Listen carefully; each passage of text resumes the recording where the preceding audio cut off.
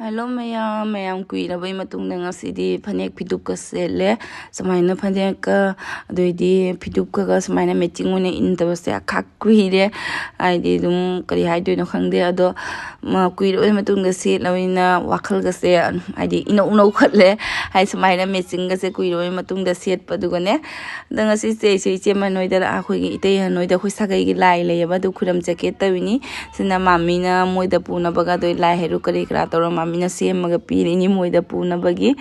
da jengmina simaya kai haidoi ba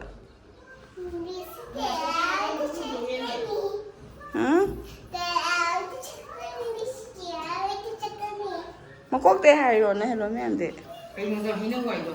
hello me amai makok te hairo sorok ka se mayam samaina makhong na chali se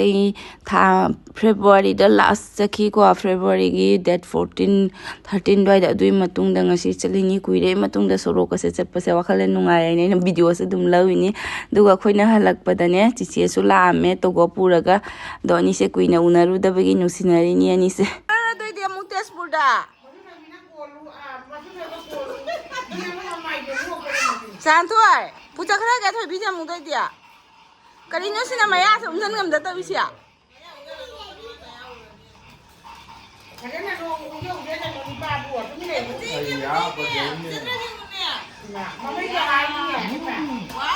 Wow, kiyai tayo yung Mickey di tayo yung. Pai ka to.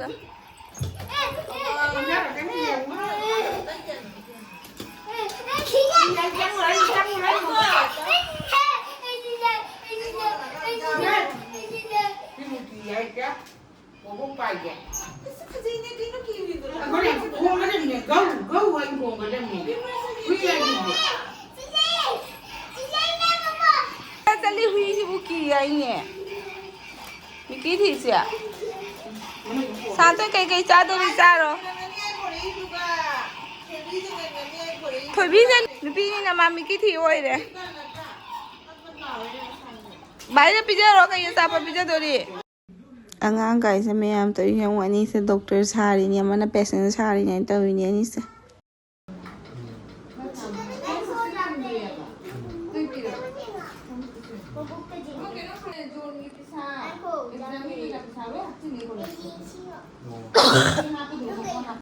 mayam aigi video se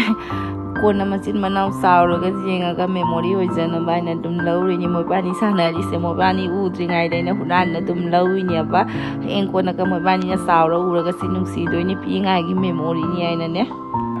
ani se ne amana ma unadraga sulai bangam deba unara sune pangkha ta khanai ani se ani sina khanari se amana paiba pon amana su paining amana paiba pon amana su paining ba haidi mabok phaune mobani pammadi punna pambatai ba haidi ama su bhapta khannarakpa magi pot khangnarakpa gi matang moirakpa do na ani se unadraga sulai ngam daba unaraga su pangkha ta khana bani sina tawise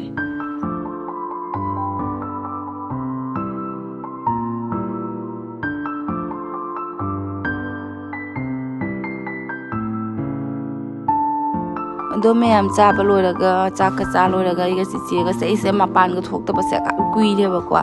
chiche sna tho se aina chiche ga iga se cha loraga town da dum shopping na hak chake aina thok lai ni dum itina wari sunara chakhra se aina smai chat pasu dum manungai amni na ko mayam adi wari sunana khong na dum chakhra se aina khobani se khong na chali ni chiche se college ta changa ga sign tharam duine ba main sign tharamaga duga gi chat duine ba khobani se Kayo sumay leire mo hinga phi kha jalaga sumay tum se ma leire ni nya oi ya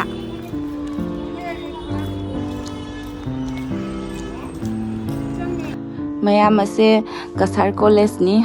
chiche nai su sign tha ba changun se aina chiche ga changuri ni bai se do college se loiramme mayam hari ising chaw loiraga khogi ising thumba mayam gi ne leibham ne ba kwas ge siga mi jamme leiri se ando room khudingi mi room do thanna mapan da mung ne ba phi na ga khara leinari ne ba pura mawong am ni manung si changa ga environment se college ka man gi dre pura moi gi zoom dumai na ne manung si ga khogi kari hai ꯀꯩꯅꯣ ꯈꯪꯗꯦ ꯑꯗꯨꯃꯥꯏꯅꯒꯤ ꯐꯤꯕꯝ ꯑꯃꯗ ꯂꯩꯈꯔꯦꯕ ꯄꯨꯔꯥ ꯎꯔꯒ ꯑꯩꯗꯤ ꯄꯨꯔꯥ ꯁꯣꯛ ꯑꯣꯏꯔꯨꯔꯦ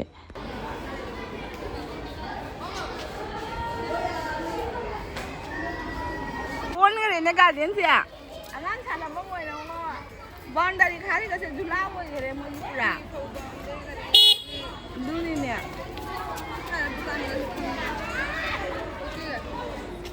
ꯄꯨꯔꯥ ꯗꯨꯅꯤꯌꯥ ꯑꯃꯅꯤꯅꯦ sign ꯇꯧꯅ ꯂꯣꯏꯅ ꯊꯣꯛꯂꯛꯑꯦ ꯃꯌꯥꯝ ꯆꯤꯆꯦ ꯍꯣꯏ ꯀꯣꯂꯦꯖꯁꯦ ꯍꯧꯖꯤꯛ ꯀ꯭ꯂꯥꯁ ꯑꯣꯏꯗꯦꯕ ꯁꯨꯃꯥꯏꯅ ꯏꯁꯤꯡ ꯆꯥꯎꯁꯟꯕꯒꯤ ꯃꯤ ꯃꯌꯥꯝ ꯂꯩꯕꯁꯤꯅꯅꯦ ꯑꯗꯣ ꯑꯩꯈꯣꯏꯕꯥꯅꯤꯁꯦ ꯊꯣꯛꯂꯒ ꯇ꯭ꯔꯥꯐꯤꯛ ꯃꯔꯛꯁꯤꯗ ꯔꯤꯛꯁꯥ ꯀꯔꯤ ꯀꯔꯥ ꯇꯣꯡꯗꯣꯏ ꯁꯔꯨꯛ ꯑꯗꯨꯝ ꯈꯣꯡꯅ ꯑꯣꯏ ꯆꯠꯈ꯭ꯔꯁꯤ ꯁꯤꯅ ꯐꯔꯦ ꯍꯥꯏꯅ ꯑꯩꯈꯣꯏꯕꯥꯅꯤꯁꯦ ꯑꯗꯨꯝ ꯈꯣꯡꯅ ꯑꯣꯏꯅ ꯂꯥꯛꯑꯦ ꯍꯥꯏꯗꯤ ꯁꯤꯜꯆꯔꯒꯤ ꯇ꯭ꯔꯥꯐꯤꯛꯁꯤꯗꯤ ꯀꯔꯤ ꯍꯥꯏꯔꯨꯔꯅꯤ ꯃꯌꯥꯝ ꯑꯦꯝꯅꯦꯁꯨ ꯁꯤꯒꯤ ꯃꯐꯝꯁꯦ ꯑꯩꯈꯣꯏꯒꯤ ꯀꯦꯄꯤꯇꯦꯜ ꯄꯣꯏꯟꯠꯁꯦ ꯇ꯭ꯔꯥꯐꯤꯛꯁꯦ ꯈꯔꯁꯨ ꯌꯥꯝꯅ ꯂꯩꯌꯦꯕ ꯑꯌꯥꯝꯕ ꯃꯇꯝꯗ ꯁꯤꯗ ꯃꯌꯥꯝꯗꯨꯒꯩꯒꯤ ꯆꯤꯆꯦ ꯑꯩꯈꯣꯏꯕꯥꯅꯤꯁꯦ ꯃꯦꯛꯁꯇ ꯆꯪꯉꯦ ꯇꯤ ꯁꯥꯔꯠꯁꯦ ꯂꯧꯒꯦ ꯍꯥꯏꯖꯉꯝꯃꯤꯅꯤ ꯑꯩꯅ ꯑꯗꯨꯝ ꯀꯣꯇꯣꯟꯒꯤꯅꯤ ꯁꯤꯝꯄꯜꯅꯤ ꯅꯨꯡꯉꯥꯏꯅꯦꯅꯅꯦ ꯋꯥꯛꯀꯤꯡ ꯆꯠꯄ ꯑꯦꯛꯁꯔꯁꯥꯏꯁ ꯇꯧꯕꯗ ꯂꯤꯠꯄꯒꯤ ꯑꯗꯨꯒ ꯃꯌꯥꯝ ꯐꯣꯇꯣꯁꯦ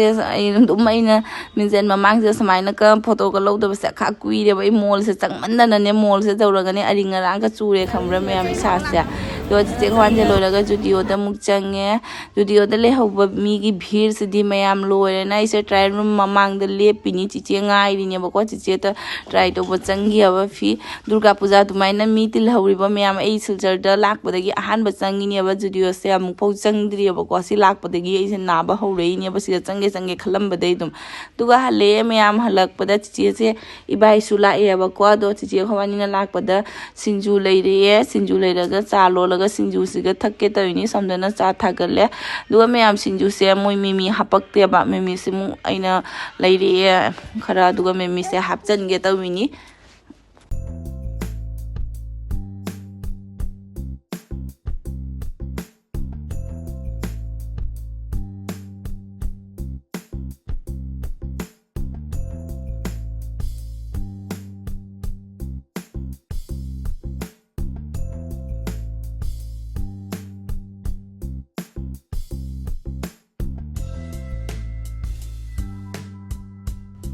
ꯃꯌꯥꯝ ꯑꯩꯈꯣꯏꯁꯦ ꯆꯥ ꯊꯛꯄ ꯂꯣꯏꯔꯒ ꯅꯨꯡꯗꯥꯡꯒꯤ ꯄꯨꯡ 9ꯃꯨꯛ ꯇꯥꯁꯜꯂꯛꯑꯕꯅꯤꯁꯦ ꯁ꯭ꯃꯥꯔꯠ ꯕꯖꯥꯔꯗ ꯑꯃꯨꯛ ꯑꯩꯈꯣꯏꯒꯤ ꯊꯥꯒꯤ ꯒ꯭ꯔꯣꯁꯔꯤ ꯂꯧꯕ ꯑꯃꯨꯛ ꯆꯠꯂꯦ ꯅꯨꯃꯤꯠꯁꯦ ꯑꯩꯅ ꯂꯩꯔꯤꯁꯦ ꯆꯠꯅꯇ ꯂꯩꯕꯒꯤ ꯅꯨꯃꯤꯠ ꯑꯣꯏꯗꯣꯏꯅꯤꯀꯣ ꯃꯌꯥꯝ ꯑꯩꯁꯦ ꯗꯦꯂꯤ ꯕ꯭ꯂꯣꯛ ꯇꯧꯒꯦ ꯈꯟꯖꯔꯝꯕꯅꯤ ꯑꯗꯨꯕꯨ ꯆꯠꯄꯩ ꯕ꯭ꯂꯣꯛ ꯑꯣꯏꯔꯦ ꯁꯤꯒ ꯗꯥꯏꯅꯥꯔꯣ ꯃꯥꯏ ꯄꯣꯠ ꯐꯪꯗꯦ ꯃꯆꯥ ꯁꯤꯒ ꯗꯥꯏꯅꯥꯔꯣ ꯃꯥꯒꯤ ꯄꯣꯠ ꯂꯩꯇꯦꯕ ꯍꯥ ꯗꯣ ꯁꯤꯒ ꯗꯥꯏꯅꯥꯔꯣ ꯃꯥꯒꯤ ꯄꯣꯠ ꯂꯩꯇꯦ ꯀꯩꯝꯇ ꯗꯥꯏꯅꯥꯔꯣ ꯃꯥꯒꯤ ꯄꯣꯠ ꯂꯩ ꯑꯥꯗ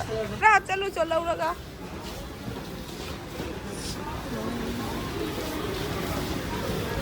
ꯃꯌꯥꯝ ꯑꯩꯁꯦ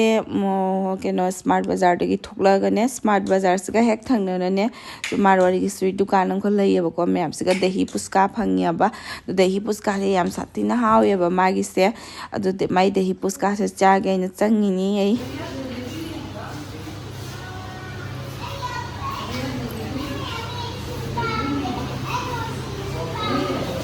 ꯑꯗꯨꯏ ꯆꯥꯖꯔꯣꯏ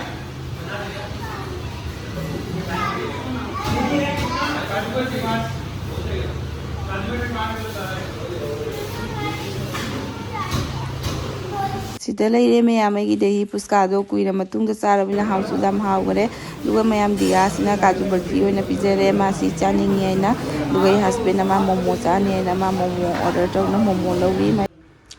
ꯁꯤꯅ ꯅꯦꯛꯁ ꯗꯦ ꯅꯨꯃꯤꯠꯇꯅꯤ ꯃꯌꯥꯝ ꯑꯩꯈꯣꯏꯒꯤ ꯈꯨꯟꯒꯤ ꯀꯥꯡꯁꯦ ꯁꯣꯔꯣꯛꯇ ꯆꯤꯡꯒꯅꯤ ꯍꯥꯏꯅ ꯃꯥꯃꯤꯅ ꯁꯣꯔꯣꯛꯇ ꯑꯝꯇ ꯍꯩꯔꯨꯛ ꯀꯠꯄ ꯊꯣꯛꯎꯆꯣ ꯍꯥꯏꯅ ꯂꯣꯏꯁꯤꯜꯂꯤꯅꯤ ꯃꯌꯥꯝ ꯑꯩꯒꯤꯁꯦ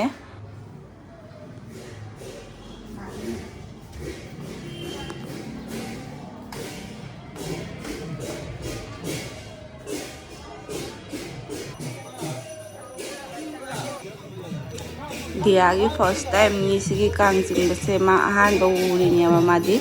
ꯃꯥ ꯎꯕꯗꯁꯨ ꯌꯥꯝ ꯍꯔꯥꯎꯈꯔꯦ ꯁꯤ ꯎꯔꯒ ꯀꯥꯡꯁꯦ ꯍꯥꯏꯗꯤ ꯒꯣꯂꯤ ꯃꯄꯥ ꯈꯨꯗꯤꯡꯒꯤꯅꯦ ꯂꯦꯞꯄꯒ ꯑꯥꯔꯇꯤ ꯇꯧꯋꯦꯕ ꯑꯗꯣ ꯑꯩꯈꯣꯏ ꯒꯣꯂꯤꯒꯤ ꯑꯣꯏꯅ ꯁꯣꯝ ꯁꯥꯏꯠꯁꯤꯒ ꯇꯧꯔꯤꯁꯤꯅꯦꯕ ꯑꯁꯤꯒ ꯑꯣꯏꯅ ꯀꯠꯂꯤꯅꯤ ꯑꯩꯒꯤ ꯍꯩꯔꯨꯛꯁꯦ ꯁꯤꯒ ꯂꯥꯛꯑꯒ ꯑꯥꯔꯇꯤ ꯇꯧꯕꯁꯤꯒ ꯌꯥꯎꯗꯣꯏꯅꯦꯕ ꯍꯧꯖꯤꯛꯀꯤ ꯑꯣꯏꯅꯗꯤ ꯑꯩꯈꯣꯏꯒꯤ ꯊꯪꯅꯔꯤ ꯒꯣꯂꯤꯁꯤꯗ ꯑꯣꯏꯅ ꯇꯧꯔꯦꯕ ꯑꯥꯔꯇꯤꯁꯦ ꯁꯨꯃꯥꯏꯅ ꯒꯣꯂꯤ ꯈꯨꯗꯤꯡꯒꯤ ꯂꯦꯞꯄꯒ ꯆꯠꯂꯤꯅꯦꯕ ꯃꯣꯏꯒꯤꯁꯦ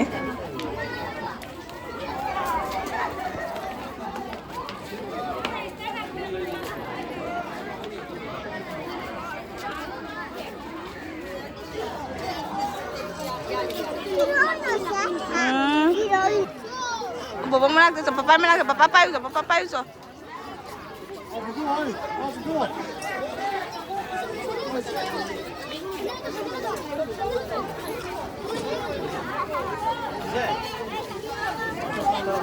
Ay, era lo que me quedó. Mira, era lo que no. Vai rồi.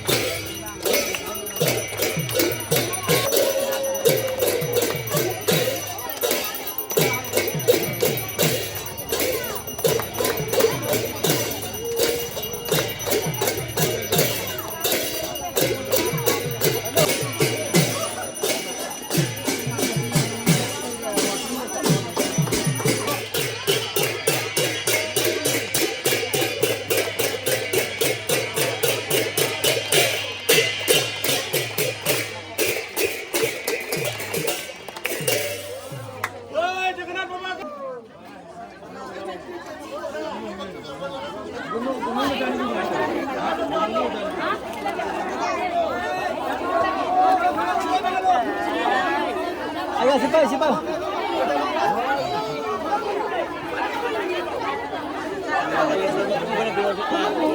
Nanti jadi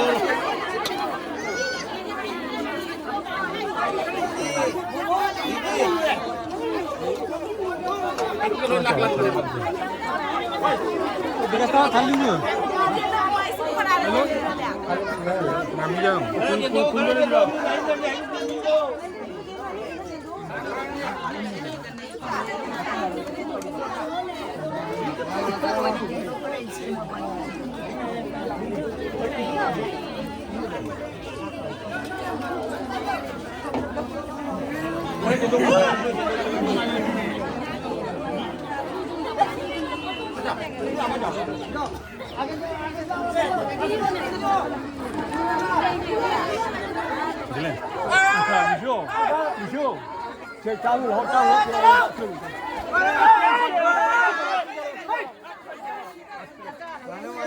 Mayam ngasi gawin iti agi blog sa si matang sita loisinjerage next blog ta mukhangai rasi mayam.